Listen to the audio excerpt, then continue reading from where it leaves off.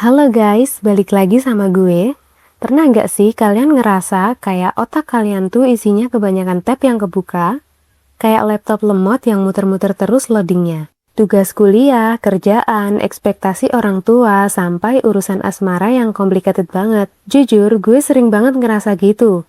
Dan ternyata ada istilahnya yaitu seperti overwhelmed, atau biasa disebut sebagai kewalahan. Hari ini gue mau bedah habis satu bab paling relatable dari buku Dr. Olivia Remes, yaitu memperbaiki mood. Kita bakal bahas gimana cara jinakin otak kita yang lagi berisik, cara self-soothing yang bener, sampai tips rahasia biar mental kita setebal baja tapi selembut sutra. Siapin kopi, catatan di Notion, atau dengerin ini sambil rebahan. Let's dive deep. Bagian 1. Darurat mental. The SOS Guide.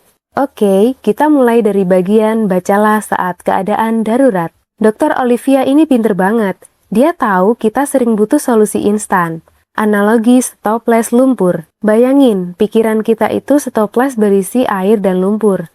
Pas kita tenang, lumpurnya ngendap di bawah. Airnya jernih.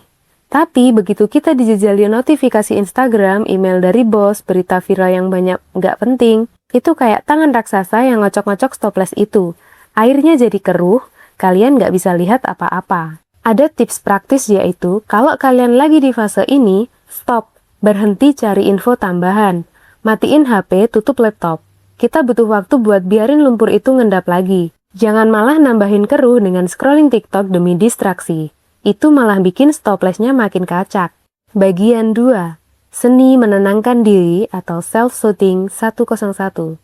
Banyak orang salah kaprah dikira menenangkan diri itu harus ke spa atau staycation, padahal self-soothing itu adalah kemampuan internal buat nurunin level stres kita sendiri. Cerita tentang Claire. Dr. Olivia cerita soal temannya, Claire, yang lagi pindahan rumah. Bayangin barang-barang berantakan, badan capek, dan dia ngerasa sendirian. Dia mau nangis karena targetnya ketinggian. Malam ini harus beres semua. Tapi Claire ngelakuin sesuatu yang cerdas. Dia bilang ke dirinya sendiri, oke, gue nggak harus jadi superhero malam ini. Dia nurunin standarnya. Dia mulai gerak pelan-pelan, nikmati prosesnya tanpa beban target. Dan tebak apa? Pas dia relax, energinya malah balik. Lesson learned, kadang musuh terbesar kita itu standar yang kita buat sendiri. Kalau lagi capek, lower your expectation. Nggak apa-apa, nggak perfect, yang penting jalan. Bagian 3. Teknik sapu mental dan fokus mikro. Gimana cara ngadepin pikiran lo yang numpuk? Dr. Olivia kasih 2 cara jitu, yaitu 1 langkah kecil. Jangan lihat Gunung Semeru sebagai tugas kalian. Lihat 1 batu kecil di depan kaki. Pilih 1 tugas paling simple, selesaiin. Down. Rasa puas setelah nyelesain 1 hal kecil itu bakal memicu hormon dopamin yang bikin kita semangat lanjut ke hal berikutnya. Yang kedua, sapu debu khawatir. Gue suka banget metafora ini. Anggap kekhawatiran itu debu di lantai. Jangan dipelototin, jangan dipikirin, kenapa debunya banyak banget. Ambil sapu, terus sapu keluar. Alihkan fokus ke hal yang nyata di depan mata. Bagian 4. Pelajaran dari sang biksu. Embracing the mind. Ini bagian paling deep dari bagian bab ini. Dr. Olivia ketemu seorang biksu yang kasih saran yang out of the box. Biksu itu bilang, jangan fokus ke isi pikiranmu, tapi perhatikan perilaku pikiranmu. Maksudnya gimana? Pas kita cemas, wajar pikiran kita jadi jahat atau nakut-nakutin. Itu emang sifat pikiran pas lagi panik. Analogi anak kecil. Anggap pikiran kalian itu anak kecil yang lagi tantrum di mall. Dia nangis, teriak, lempar barang, apa yang kalian lakuin? Marahin dia. Makin nangis, kasih mainan baru, dia cuma terdistraksi bentar. Cara terbaik yaitu dipeluk. Sabar sama diri sendiri, sadari kalau oh gue lagi cemas nih, makanya pikiran gue berisik. Kasih diri kalian perhatian, bukan mainan atau distraksi.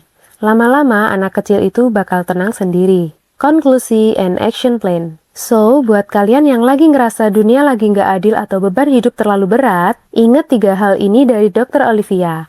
Pause, berhenti ngocok stoples lumpur kalian, be kind, jangan jadi hakim yang jahat buat diri sendiri, jadilah orang tua yang penyabar. Step by step, 1 hal dalam 1 waktu. Buku ini benar-benar life charge buat gue pribadi. Nggak cuma teori, tapi benar-benar cara praktis buat kita yang hidup di zaman yang serba cepet ini. Kalau kalian ngerasa video ini ngebantu, share ke teman kalian yang lagi burnout. Jangan lupa klik loncengnya, biar nggak ketinggalan deep dive buku-buku keren lainnya. Ingat, it's okay not to be okay, but it's not okay to stay that way. Stay chill, stay sane. See you in the next video. Bye-bye.